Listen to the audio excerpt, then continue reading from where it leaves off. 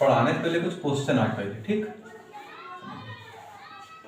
अगर सरकार कुछ ऐसे निर्णय ले ले जिससे लगता है कि एक समूह का या विशेष वर्ग का कहीं ना कहीं नुकसान हो रहा है, या कुछ ऐसे कानून बन जाए जिससे किसी एक विशेष वर्ग का या कई वर्ग का नुकसान हो रहा है, तो उसके लिए आम जनमानस क्या करेगा?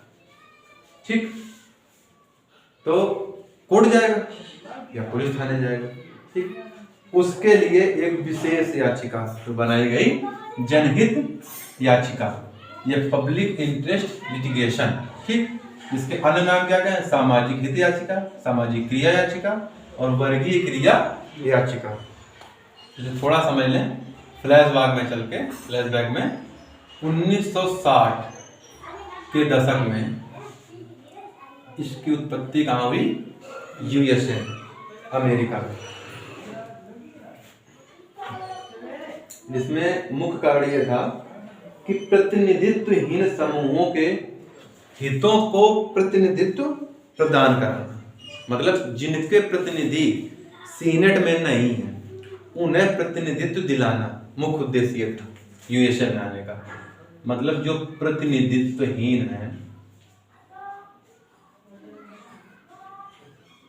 इन्हीं को प्रतिनिधि दिलाना, ये कर सकते हैं। अब जब इनके प्रतिनिधि होंगे तो सीधी सी बात है इनके हित की बात करेंगे। तो ये प्रक्रिया धीरे धीरे चलते चलते भारत में भी प्रवेश कर गई 1980 के दशक में, ठीक। जिसमें इसके पहले एक वाद आया था, बहुत प्रसिद्ध वाद था, 1979 में हुसैन आरा खातून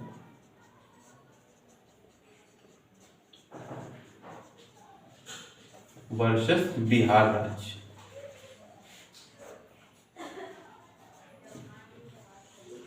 ये वाद ही इस याचिका का जन्मदाता माना जाता है कि पहला वाद ये था, जिसमें उस समय जब ये जनहित याचिका आई 1980 का दशक है ये, उस समय डी.वाई. चंद्रचूड़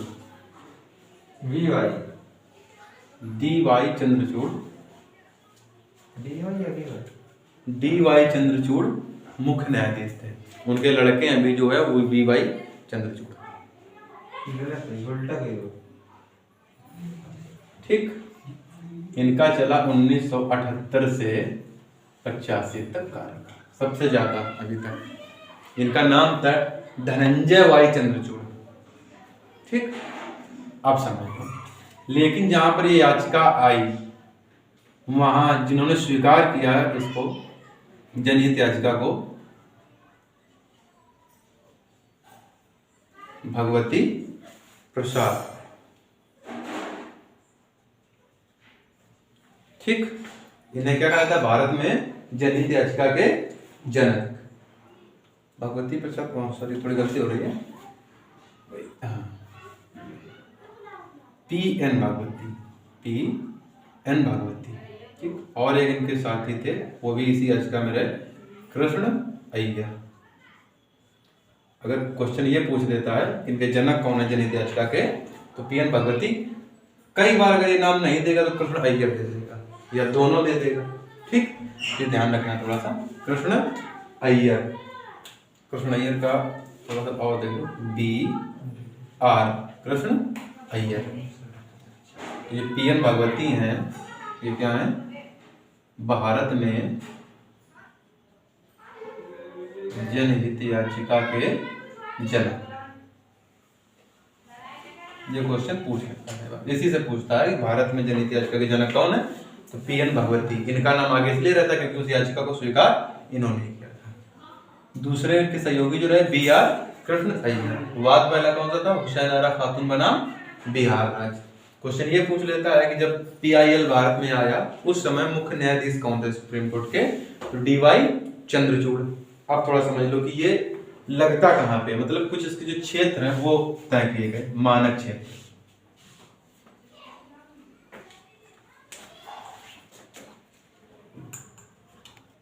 ठीक, उसमें क्षेत्र देख लो, इसे थोड़ा हटा देते हैं। इन क्षेत्रों में जो कुछ इंपॉर्टेंट है क्षेत्र उनके लिए, जैसे बेगार मजदूर, उपेक्षित बच्चे, पर्यावरण, कैदी, मानवाधिकार, पारिवारिक पेंशन और अपहरण या दहेज हत्या के संबंध में। मतलब ये वो क्षेत्र हैं या अपराध के बिंदु हैं जिनमें जनहित याचिका दायर की जा सकती है।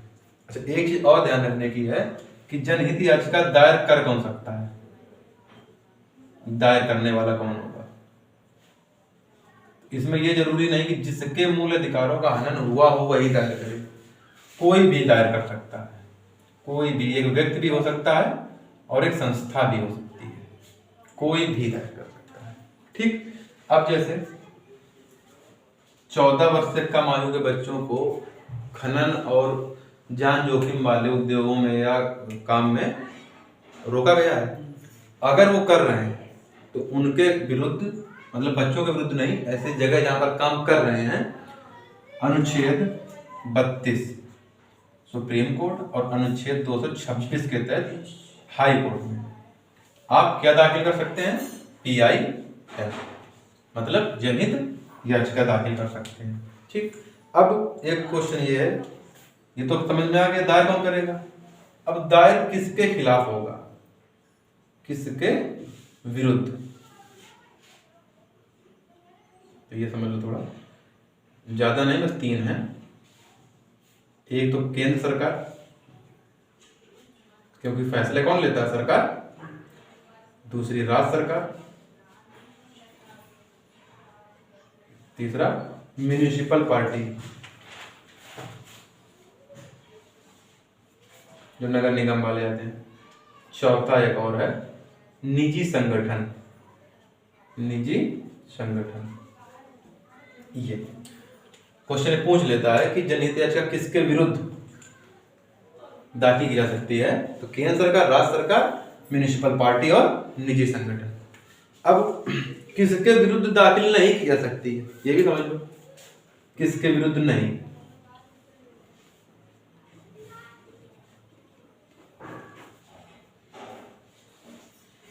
तो एक ही आंसर होता है, निजी व्यक्ति, मतलब किसी एक पर्सनल व्यक्ति के ऊपर जनहित याचिका दाखिल नहीं की जा सकती।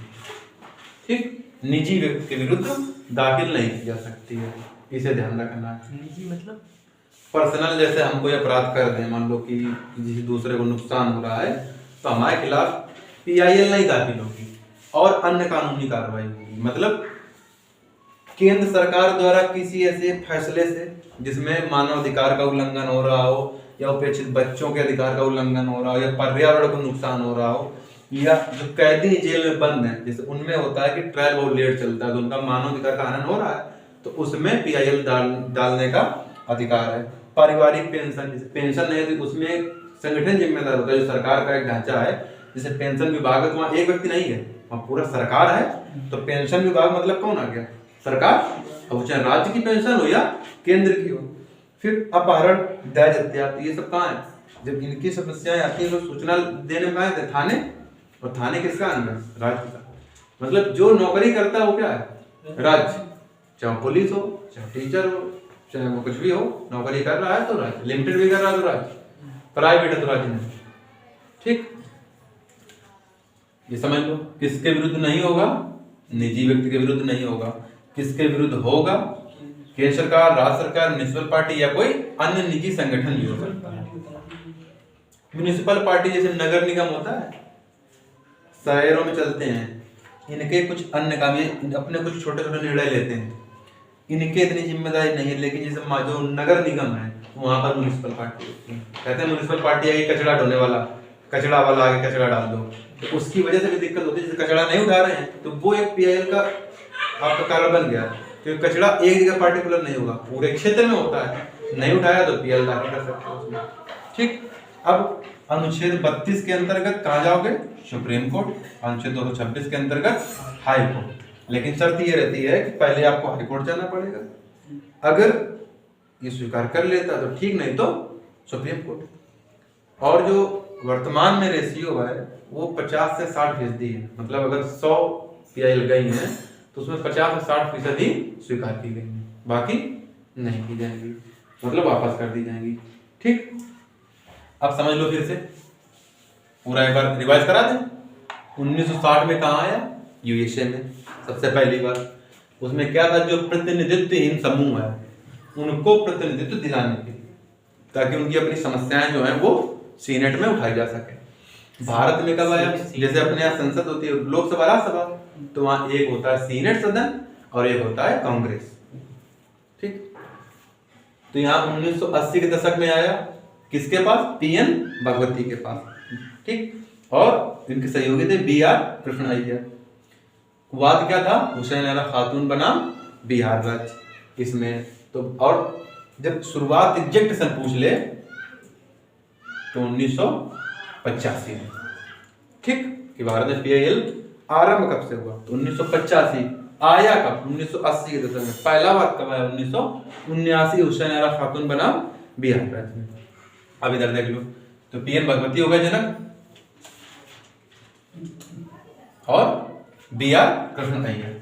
दायर कौन कर सकता है? इसे थोड़ा सा देख लो, कोई भी व्यक्ति। ठीक, किसके विरुद्ध हो सकती है? केंद्र सरकार, राज्य सरकार, म्युनिसिपल पार्टी और निजी संगठन। ठीक, इसके अन्य नाम क्या है? सामाजिक हित याचिका, सामाजिक क्रिया याचिका और वर्गीय क्रिया याचिका। ठीक, क्षेत्र क्या? जहां पर मुख्य रूप से क्षेत्र तो बहुत है, लेकिन ये खासकर मजदूर बेगार या बेगार मजदूर, उपेक्षित बच्चे, पर्यावरण, कैदी, मानवाधिकार, पारिवारिक पेंशन और अपहरण दहेज। अब इसको थोड़ा समझ लो, इसका मतलब क्या होता है। जैसे न्यूनतम मजदूरी 300 रुपए, 400 रुपए, लेकिन हालात ऐसे हो जाएं, चाहे मान लो कि काम कराने वाला जबरदस्ती करवाए, या ऐसा हो 10 लोगों के काम करने की एक सीमा है, कंपनी मान लो या चाहे कहीं भी, और वहां 20 मजदूर पहुंच जाए, तो मालिक के ऊपर दबाव है कि पूरा पैसा देने का, तो वो एक ऐसी शर्त रख सकता है कि हम कम देंगे। तो मतलब जब न्यूनतम मजदूरी से कम, ठीक, क्या रहता है इसका माना? न्यूनतम मजदूरी से कम, कम या बहुत कम, तुम्हारा मेहनताना दिया जाए, तो उसे क्या कहोगे? बेगार मजदूरी। जैसे मान लो 400 रुपए न्यूनतम मजदूरी है, तुमसे खूब काम करवाया गया, रुपए दे दिए 200, ठीक, तो ये क्या हो गया? बेगार मजदूरी। जैसे बोल भी देते हैं बैठे से बेगार बनो, लेकिन ऐसी बेगार भी नहीं कि श्रम के साथ शरीर भी बेचना पड़े। ठीक, अब इसमें जो डाउट रह गया वो उसे पूछ लो। जनहित याचिका बता दो। हाँ, तो जनहित याचिका तो पढ़ रहे हो, उतनी देर से समझ नहीं पा रहे, समझ लो। देखो, जब किसी भी व्यक्ति का या व्यक्तियों के समूह, ठीक है, समाज में एक वर्ग का या कई वर्गों का मूल अधिकारों का हनन होता है, ठीक, किसी भी कारण, बस मतलब वो ये कारण हो सकते हैं, तब कोई भी व्यक्ति उन अधिकारों की सुरक्षा के लिए या संरक्षण के लिए हाई कोर्ट में अनुच्छेद 226, सुप्रीम कोर्ट में अनुच्छेद 32 के अंतर्गत PIL दाखिल करता है। मतलब ये याचिका है, किसी सूचना पत्र है कि हमको ये समस्या है, हम कोर्ट को बता रहे हैं, इसका निदान किया जाए, क्योंकि इसमें निदान जल्दी होता है, ये माना जाता है। जैसे थाने जाओगे, FIR करोगे, फिर क्या प्रोसेस होगा, वो एक बड़ा मैटर, थाने वाला कहेगा समझ लो साहब ये वो, समझ गए। जैसे कई बार देखा होगा कि कहीं पॉल्यूशन चल रहा है रोड की तरफ, या कोई कंपनी लगी है, प्रदूषण फैल रहा है, पर्यावरण प्रदूषित हो रहा है, तो उसके विरुद्ध आप या कोई भी व्यक्ति, जरूर नहीं कि उस क्षेत्र का हो, PIL दाखिल कर सकता है। लेकिन ये ध्यान रहे 226 और 32 के अंतर्गत समस्या ऐसी होनी चाहिए जिसमें समस्या सार्वजनिक हो, एक व्यक्ति का नुकसान हो तो PIL नहीं दाखिल हो सकती। समस्या कैसी हो? सार्वजनिक हो, या सरकार के या राज्य सरकार के, म्युनिसिपल पार्टी के, निजी संगठन के ऐसे काम हो जिनसे एक वर्ग या समाज दिक्कत में आ रही हो या आने की संभावना है, तो वहां पे PIL दाखिल। समझ गए? अब इसमें जो ना समझ में हो उसे एक बार देखते।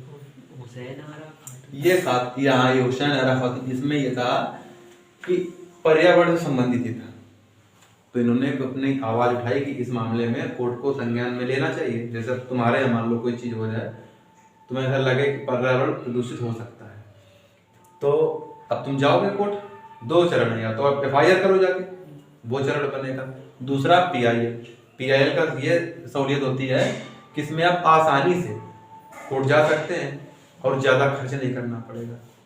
ठीक, और अगर कोर्ट से जाओगे से बाय एफआईआर तो एक लंबा प्रोसेस चलना पड़ेगा। बस इसमें हमें ध्यान का देना होता है कि एक निजी व्यक्ति का स्वार्थ नहीं होना चाहिए। जो हित है वो एक समाज वर्ग में होना चाहिए, सामाजिक होना चाहिए। 10 लोग, 50 लोग, 100 लोग को नुकसान हो रहा है इस काम से, तो उसे रोकना जरूरी है। तो उसके लिए क्या दाखिल करोगे? PIL। कौन दाखिल कर सकता है? कोई भी। ये जरूरी नहीं कि जिसके मूल अधिकारों का हनन हो रहा है। जैसे यहाँ चला देते हैं, पालीसर रोड पे चला देते हैं, यात्री निकलते हैं तो उन्हें दिक्कत है, वो एक सार्वजनिक दिक्कत है, उसमें PIL लग जाएगी। और वो निजी व्यक्ति नहीं है, उनका वो एक निजी संगठन है, उसमें कर्मकार हैं, कर्मचारी हैं, मुनीम है, मैनेजर है, बाबू हैं, ये सब है। और उनका एक जो भी संगठन होते हैं उनका रजिस्ट्रेशन होता है, इनका रजिस्ट्रेशन है, GST नंबर होते हैं जो संगठन बनाए जाते हैं, एक पर्टिकुलर व्यक्ति के ऊपर नहीं। अब इसमें जो रह गया वो पूछ लूंगा।